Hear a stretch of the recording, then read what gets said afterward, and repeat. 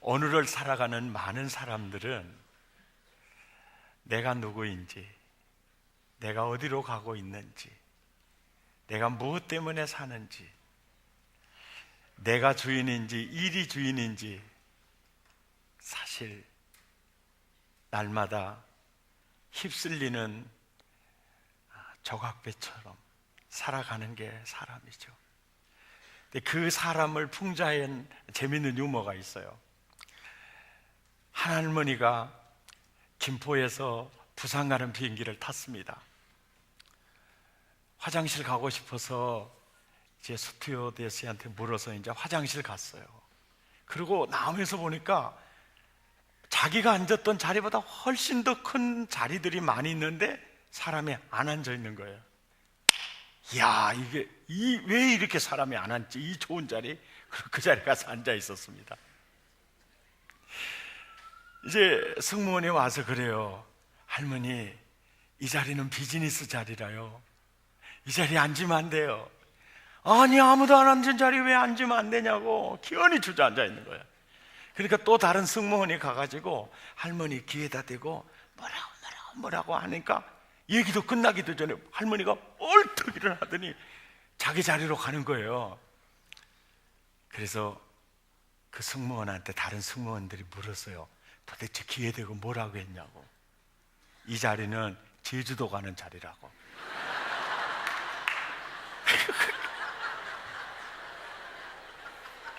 지금 자기는 부산 가는 사람이니까 제주도 가는 자리를 하니까.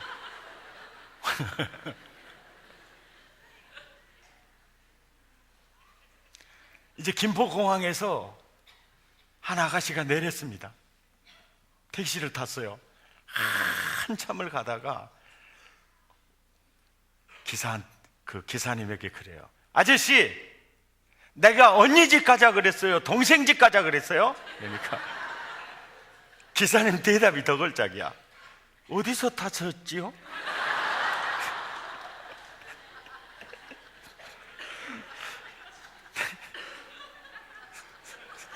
이것이 현대인들이라는 거예요.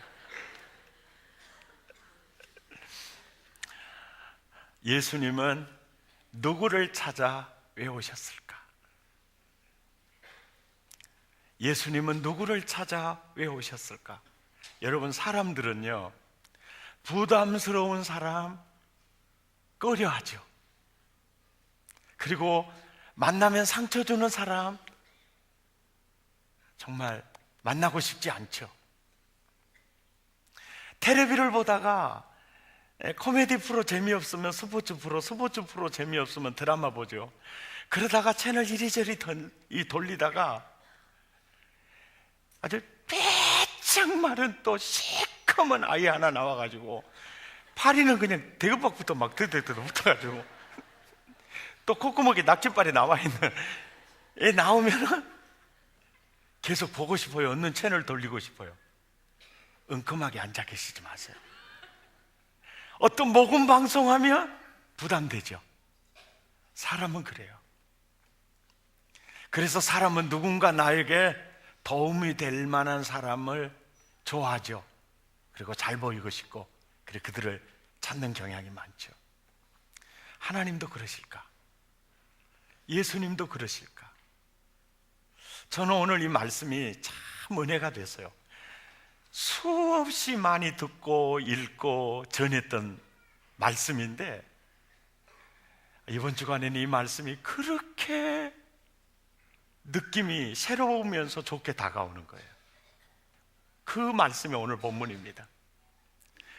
이 본문을 보시면 예수님은 누구를 찾아오시죠? 잃어버린 자예요. 왜 찾아오시죠? 구원하려고.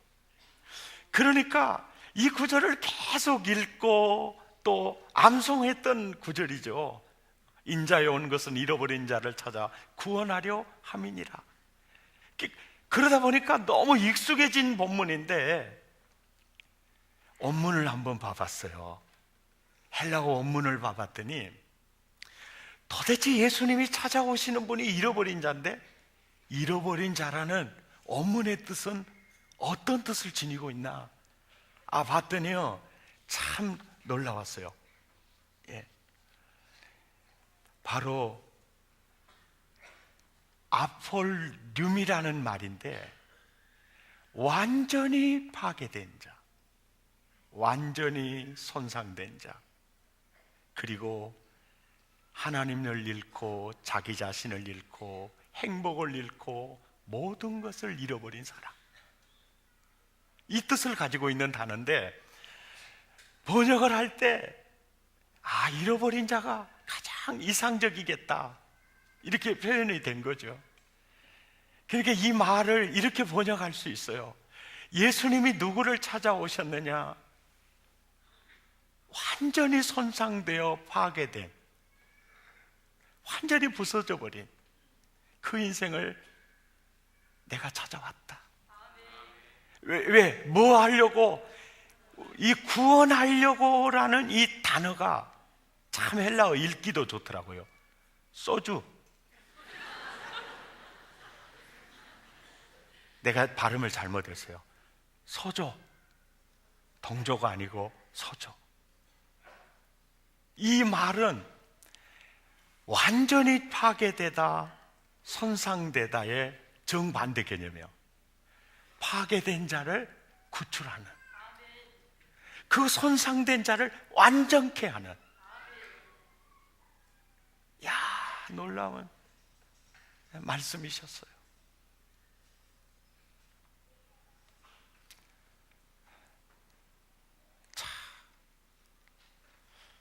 이 말씀을 주님이 하시는 그 시점이 어느 시점이냐면,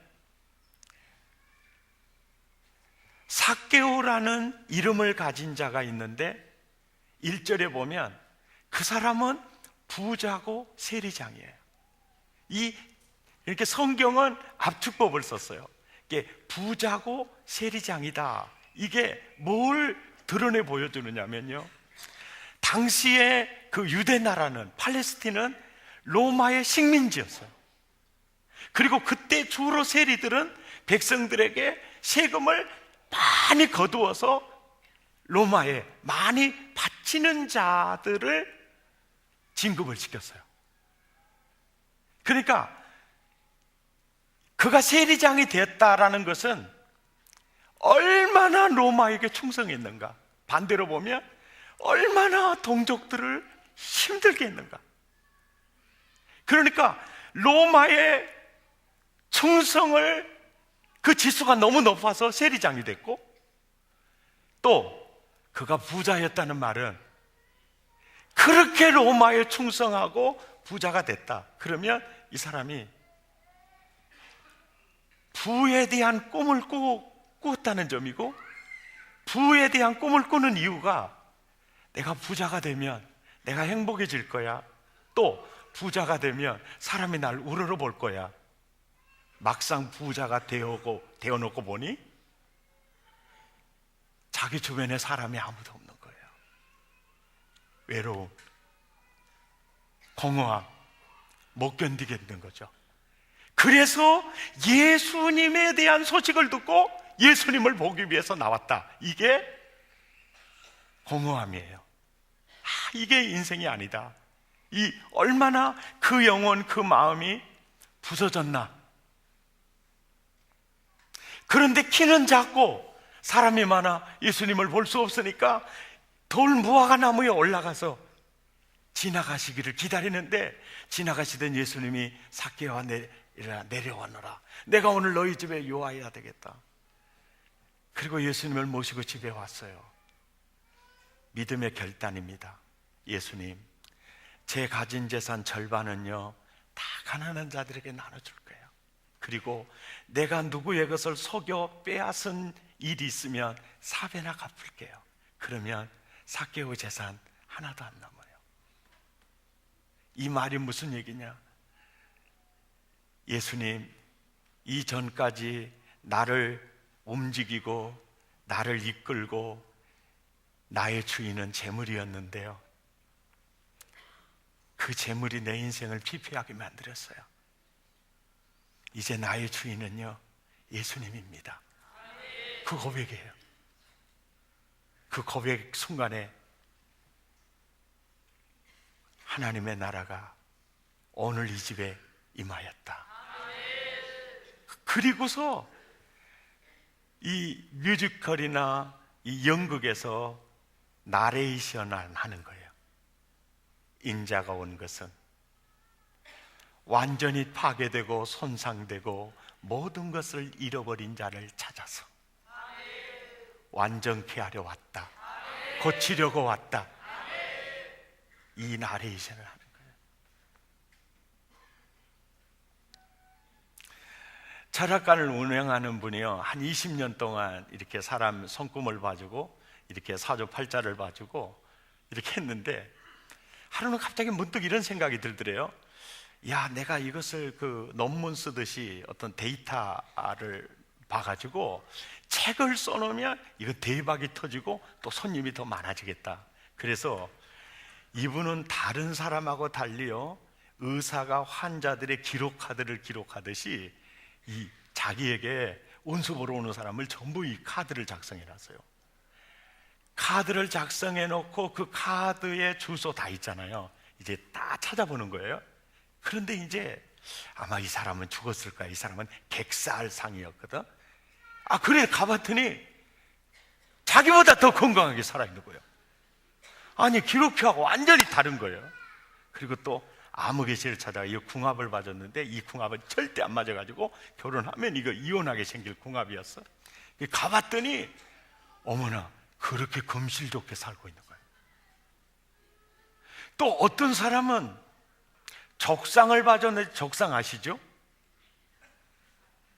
적상을 봐줬는데 이 사람은 평생 찢어지게 가난하다라고 했는데, 기록표에 적어져 있는데 가봤더니 너무 잘 산 거예요. 이 사람이 충격을 받은 겁니다. 근데 대부분 그런 사람들의 대문에, 문에 교패가 붙어 있는 거예요. 그래서 이 사람이 예수 믿었다는 거 아닙니까?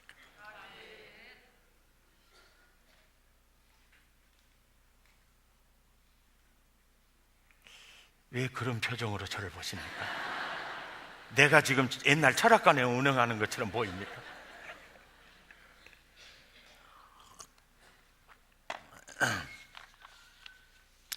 여러분, 지난번에 관상이라는 영화가 이번 추석 때 관상 영화 대단했지 않습니까?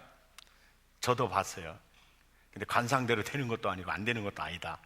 그렇게 끝났어요. 그런데 이제 그 영화를 보는 사람에 따라서 이거 관상대로 되는구나, 그런 사람이 이제 성형외과를 찾았다 그러더라, 많이요. 그러니까 이제 철학관 하는 사람들이 모여가지고 열받았어요. 겉뜯어 고쳐가지고는 되지 않는다. 여러분 텔레비 뉴스 보셨을 거예요. 그러면서 이게 속이 중요한 거지, 이거 겉만 고쳐가지고 이게 상이 바꿔지느냐.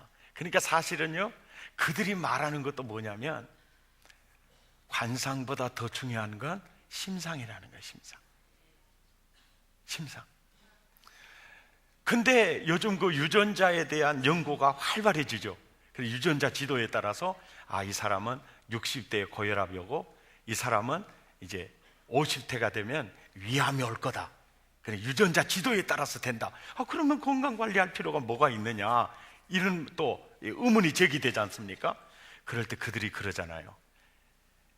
마음에 따라서, 생활 습관에 따라서, 태도와 자세에 따라서 유전자 변이가 일어난다. 여러분, 이게 굉장히 심각한 얘기예요. 이 모든 얘기가 다 무슨 얘기를 하느냐면, 무릇 지킬 만한 것보다 더욱 내 마음을 지켜라. 생명의 근원이 이에서 남이니라. 이해가 되시죠? 그거예요. 그러니까 나를 완전히 파괴되고 난도질 당하고 손상된 내 영혼, 내 인생을 회복해 주기 위해서 예수님이 하시는 일이요, 성경에 보면 크게 십자가 지는 일이에요. 그 십자가에서 내 과거와 현재와 미래의 모든 죄를 대신 구속, 죄값을 지불해 준 일이에요. 그리고 임마누엘을 하기 위해서 부활하시고 승천하시고 보혜사 성령을 보내주셔서 성령의 채널을 통해서 내게 찾아오죠. 그렇게 찾아오신 주님이 나를 의의 나무, 멋진 하나님의 나라 백성으로 완성시켜 가기 위해서 주님이 어떤 방법으로 손상시키는 걸 회복해 가시는가, 구체적인 설계 도면이 이사야 61장이에요. 이사야 61장을 함께 보시겠습니다. 이사야 61장 1절. 그는 우리를 회복시키기 위해서 우리를 찾아오셔서 복음을 전해줘요. 기쁜 소식, 복음을 전해줍니다. 그 다음에 마음 상한 자를 고쳐요. 가장 먼저 치유하는 작업을 하는 예수님이 망가진 것을 회복시키는 부분이 마음이에요. 그 다음 2절에도 슬픈 자를 또 위로해요. 그리고 3절에 가면 슬퍼하는 자에게 화관을 주고 그 죄를 대신하며 기쁨의 기름으로 그 슬픔을 대신해요. 그리고 찬송의 옷으로 그 근심을 대신해요. 모두가 다 마음 치유를 시작을 하는 거예요. 이해가 됩니까? 그러니까 마음이 회복되지 않으면 인생이 회복될 수가 없어요. 오늘 제가 지금 확신의 삶에서 양육받은 한 자매님 이렇게 본인이 나와서 간증을 하는 것보다는 이것은 제가 밝히지 않고 하는 게 좋을 것 같아서 제가 한번 읽어드릴게요. 사랑이라는 건 아름다운 단어임에 틀림없다. 그러나 멀어지면 그리워지고 쓸쓸한 뭔가를 씹고 있는 느낌에 사로잡혀 있게 한다. 비단 나만의 경험만은 아닐 것이다. 견디기 힘들었던 순간이었다. 연애를 하면서 정말 이 사람이라면 결혼 생활이 행복하리라는 사람을 만나게 되었다. 한없이 따뜻하고 자상한, 그리고 내가 조금만 인내하고 살아간다면 정말 예쁜 가정을 이룰 수 있다고 믿었다. 화목한 부모님 아래서 자라온 저는 미래에 태어날 아이들에게 보장할 수 있는 가정을 선물해주고 싶었다. 그 사람과의 결혼 생활을 꿈꾸며 일터에서도 악착같이 일했었다. 스트레스를 많이 받는 직업, 몇 달 만에 그만두는 직원들도 있었지만 저는 이거 아니면 안 된다는 생각으로 미래를 함께 꿈꾸는 그 사람을 위해, 나를 위해 열심히 살았다. 서로 사랑하고 믿음을 함께 했던 시간은 그때 당시 하나님의 존재를 믿지 않았던 나로서는 아무것도 부러울 것이 없었다. 그러던 어느 날 헤어짐과 동시에 일의 과중은 저에게 너무나 힘든 시기를 만나게 해주었다. 그 사람을 항상 원망했었고 정말 깨끗하게 잊어주리라 더욱 악착같이 일을 했었다. 겉으로는 항상 웃는 척, 밝은 척, 아무 일 없는 척하며 하루하루를 지내게 되었지만 헤어짐의 과정 속에 황당한 일들을 겪으면서 나의 자존심은 한없이 나락으로 떨어졌고 내 마음은 갈기갈기 찢어져 가고 있었다. 그러면서 그 사람에 대한 미움은 한없이 커져가고 있었다. 일에 대한 스트레스와 함께 저는 긍정적인 밝은 빛보단 부정에 가까운 생각을 하루에도 수십 번씩 하고 있었다. 분노는 짜증으로 드러났었고 미움은 화살이 되어 가족들을 향하고 있었다. 그 일을 겪으면서 마음의 여유가 없어졌고 나중에 다가온 인연에게 너무나 미안했다. 그 뒤로 사람을 제대로 만날 생각을 안 했던 것 같다. 마음속엔 원망으로 가득 차 있어서 다른 사람의 자리가 없다며 항상 마음속으로 얘기하고 있었고 다가오려는 사람을 밀어내기 일쑤였다. 어두운 터널을 걷던 나에게 새로운 희망의 모습이 내 눈에 들어왔다. 교회를 다니고 있던 친한 언니의 생활을 보면서였다. 바뀌고 있는 언니의 모습들이 좋게 보였다. 그동안 하나님의 존재에 대해서 부인하면서 살았었고 언니의 끊임없는 전도에도 항상 거절만 했던 나는 3년이라는 시간 동안 전도하고 나를 위해 기도한 언니의 모습을 보면서 교회 나갈 마음이 생기게 되었다. 그 이후 언니를 따라 주일 아침에 사랑의 교회에 발을 내딛게 되었다. 그 순간 주일 예배에 나오는 사람들 표정들은 하나같이 행복감에 젖어 있는 듯 했다. 목사님의 설교를 듣기 시작했다. 사랑의 교인이 아닌 외부인으로 일주일에 한 번씩 목사님의 설교가 저를 그 자리로 이끌었다. 하나님의 존재를 부인하던 나는 무언가 움직이는 기운을 느낄 수 있었다. 하나님의 존재를 부인하던 나를 주님은 따뜻하게 맞아주셨다. 뭔지 모를 벅참을 느꼈다. 굳었던 마음이 녹아지고 있음을 느꼈다. 한 주간의 스트레스가 치유되는 듯 했다. 그러면서 교회에 정식으로 등록되는 부담감 때문에 주일 예배만 몰래 나오던 저는 오랜 기간 끝에 언니의 도움으로 등록을 하게 되었고, 사랑의 교회 사람들과 교제하면서 행복감을 느끼고 있다. 새벽과 주일에 주님을 찾아뵙는 시간이 너무 좋았다. 하나님은 정말 나를 사랑하셨고 예수님이 내 마음속에 계시구나, 나를 항상 지켜주는 신은 수호신이야 라는 확신이 들기 시작했다. 제가 주님 앞에 내 마음을 털어놓으면 주님은 제 마음의 응어리를 만져주셨고 긍정적인 마음을 갖게 해주셨다. 과거의 아픔은 주님을 만난 기쁨으로 채워져 있었다. 그래서 지금은 주님 안에서 저도 행복합니다. 내게 씻을 수 없는 아픔을 주고 떠났던 그 왼수, 그 개 같은 놈에게도, 이 개 같은 놈은 제가 붙인 얘기고, 지금은 오히려 감사하는 마음을 가지게 되었다. 잘 갔다 개 같은 놈아, 이런 생각을 하게 됐다. 이건 제가 하는 얘기예요. 이 자매님도 따뜻하게 다가오는 형제한테 마음이 갔어요. 여러분, 남자 따뜻한 거 언제 식을지 모릅니다. 진짜 따뜻한 사람은 주로 제비족 중에 있습니다. 아우, 내가 만난 그 형제는 따뜻함이 없어. 여러분, 입을 찢으시기 바랍니다. 여자들도요, 언제 그 독수리 발톱이 나올지 모릅니다. 그래서 주님이 인간을 의지하지 마라 그러신. 이 자매님은 진짜 떠난 놈보다 더 좋은 분을 만나게 될 걸 기대합니다. 아멘이죠? 만약에 이 자매 보세요, 그 마음의 응어리가 풀리지 않으면 이 인생이요 송두리째 놓칠 수 있습니다. 그래서 주님이, 나를 찾아오신 주님이 마음부터 치유하시는구나. 이해가 되시죠? 제가 오늘 이 말씀을 보면서 딱 떠오르는 영화가 있어요. 그 영화가 무슨 영화냐면 소원이라는 영화예요. 10월 달에 개봉했죠. 9살 소녀가 비 오는 날 우산을 들고 학교에 갑니다. 아저씨가, 얘야 함께 우산 써도 괜찮니? 네, 오세요. 그래서 아저씨 우산 씌워드렸어요. 그런데 그 아저씨는 이 아이를 데리고 학교로 가는 게 아니라 이 아이를 납치해서 성폭행을 하기를 시작했어요. 그리고 이 아이의 아빠가 소식을 들었을 때는 병원에서 수술받고 있었어요. 9살짜리 이 소원이라는 영화는요, 실화를 바탕으로 하는 영화예요. 충격으로 시작을 합니다. 그리고 끝날 때는 희망으로 끝나게 돼요.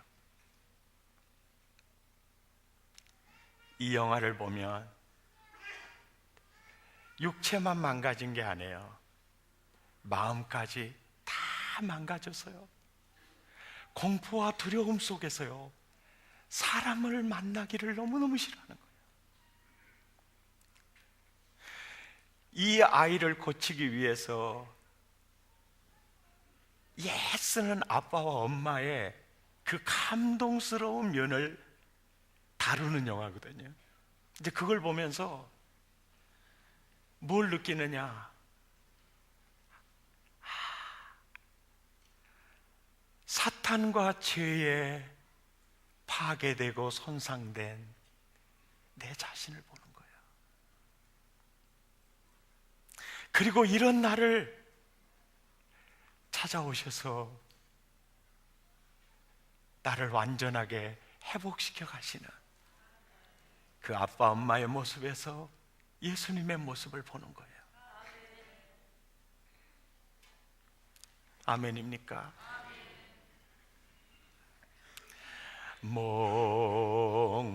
목마른 사슴이 시냇물 찾듯 나의 주님 이 죄인을 찾으셨도다.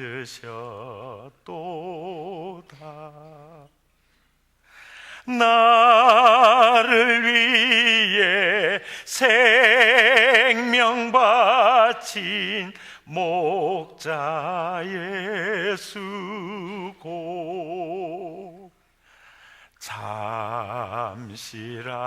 잠시라도 그 사랑을 잊지 말지라. 지금도 가끔 이 찬양을 불러요. 내가 처음 주를 만날 그 순간에, 병들어서 죽어져 가는 그 순간에, 꿈도 다 무너지는 그 순간에, 파괴되고 망가진 나를 찾아오신 주님이요, 오늘의 이 모습으로 회복에 가신 거, 내가 잘난 거 아무것도 없고 오직 100% 주님의 손길에 의해서 내가 됐다는 이 사실을 잠시라도 잊지 말지라, 그 생각이 돼요. 여러분, 많은 사람들이 기독교를 배타적이라고 그래요. 왜 꼭 예수만 믿어야 되냐고 그래요. 기억하십시오. 저 하늘에 해가 둘일 수 없습니다. 한 나라에 두 왕이 존재할 수 없고 우주의 주인은 둘이 될 수 없습니다. 십자가의 도 외에 나의 구원의 길이 없습니다. 내가 만난 예수님은 진리였습니다. 오늘 간증하셨던 우리 자매님, 또 제가 설교 중에 만났던 이분들, 이 얘기가 사실은 우리 모두의 얘기입니다. 오늘 누군가에 초대받아서 이 자리에 나온 여러분, 찬양하면서 기도하시면서 내가 수술받기 위해서 수술대 위에 의사에게 내 몸을 맡기듯이요, 여러분을 완전히 회복시키기 위해서 오신 그 예수님에게 여러분의 인생을 올려놔 보십시오. 치유와 회복이 시작될 것입니다. 하나님의 나라 누리게 될 겁니다. 우리 찬양하겠습니다.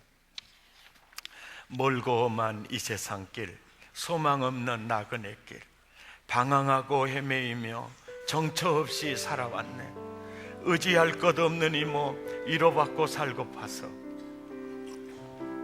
세상 유혹 따라가다 모든 것을 다 잃었네. 멀고 험한 이 세상 길, 소망 없는 나그네 길, 방황하고 헤매이며 정처 없이 살아왔네. 의지할 것 없는 이 몸 위로받고 살고 가서 세상 따라가다 모든 것을 다 잃었네. 무거운 짐 등에 지고 쉴고도 속에서는 쓰러지고 넘어져도 위로할 자 내겐 없었네. 세상에서 버림받고 귀한 세월 방황하다 아버지 만났을 때 죄인임을 깨달았네. 눈물로써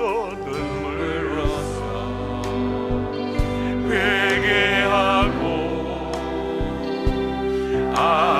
아버지의 품에 안기며 죄악으로 더럽힌 몸 십자가에 못 박았네. 할렐루야.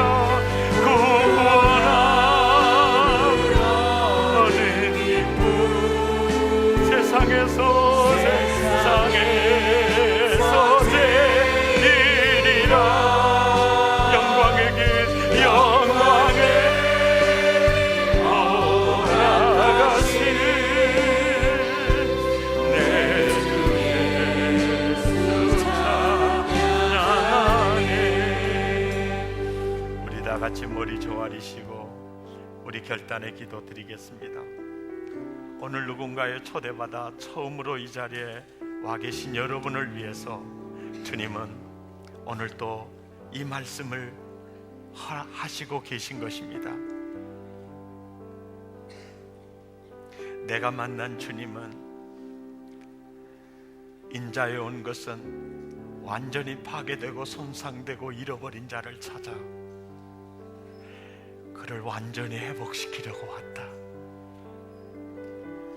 이 기록된 말씀이 내 인생이 되었어요. 이것이 예수님을 만난 모든 자의 고백일 것입니다. 환자가 수술받을 환자가 수술대 위에 내 인생을 올려놓듯이 예수님의 따뜻한 그 손에 얹어놓으시기를 바랍니다. 그분이 치료하실 것입니다. 싸매실 것입니다. 회복하실 것입니다.